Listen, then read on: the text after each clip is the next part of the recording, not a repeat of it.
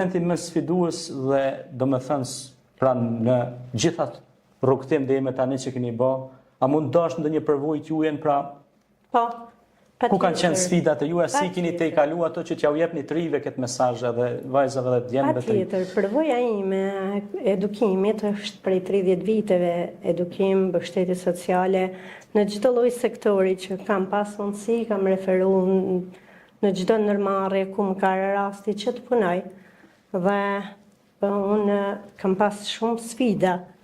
Fillimet e jetës time para 30 viteve imagjinoj vetë një moshë e re që kishim ëndra për Europën, që të kapim studimet, pikërisht Francën, dhe ato gjëra janë ngelen sfiduese sepse për arsye të shumë situatave arritëm të investonim vendin tonë, pikërisht në Durrës, aty ku unë me mundësit e kontributin tim qoftë arsimor, qoftë social, kam kontribu në zonën time me aq sa kam mund, me mbështetjen e njerëzve normal, aty ku kishin më tepër nevojë. Po.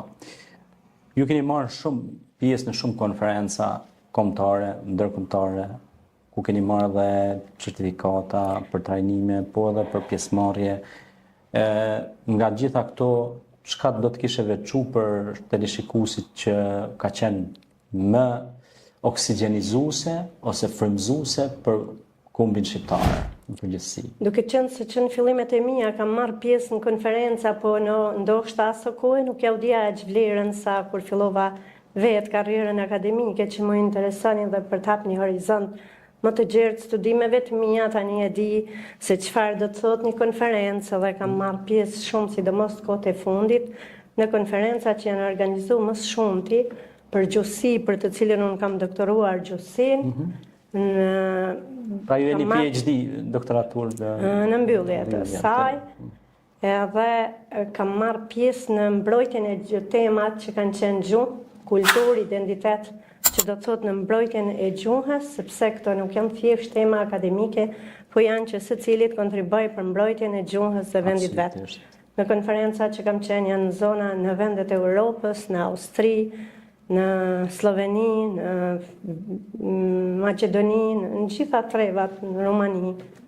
Dhe kam pas shumë vlerësim maksimal për temat që unë kam referu atje në rujtje të gjuhës i identitetit tim. Së fundi kam pa dhe kemi qenë në aktivitet shoqata Kult Plus në Fushë Kosovë këtu, që keni marrë edhe një certifikat me njohje nga kolegët. Pa, përveç kësaj që unë në karrierën akademik patjetër i falenderoj fort të gjithë se më kanë ofruar mundësinë që unë të jem pjesë e konferencave dhe duke qenë tryeza njeriu gjen njerëz sa më të vlefshëm për të artikuluar mendime dhe duke qenë në një sektor nivel intelektual edhe vetë merr po tillë rrugë dhe je i kompletuar e gjithëanshme për këtë pjesë dhe unë përveç se botës akademike i kam kushtuar rëndësi dhe qendrës time sociale ku kam hap nga mbështetja që kam bën prej vitesh qendrën e Del, kam hap edhe konferenca të tilla më ndihmojnë edhe për stafet mia, edhe për të trajnuar stafet tjera,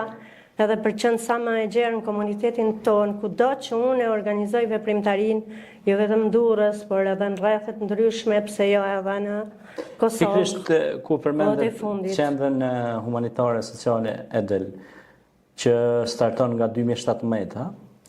Realisht, unë kam punuar që në 2000. Edhe me herë, ndoshta? Shumë herët kam punuar, ku ka pas tjetër sepse kanë qenë e Caritasit. Edhe kemi punuar aty të paktën 11 vite pa shkëputje fare, rezident me gjithçka, pastaj rrugët e jetës janë të ndryshme, ata lëvizën donatorët, dhe duhet të kërkoj vështirë derisa arrihet stabiliteti i dytë, marrën misionin e vet. Edhe unë akoma kërkova për të arritë, për ta përsëri, edhe për të vazhduar jashtëzakonisht mirë, kjo ishte një dëshirë personale e imja për të dhënë një ndihmë të pambrojturve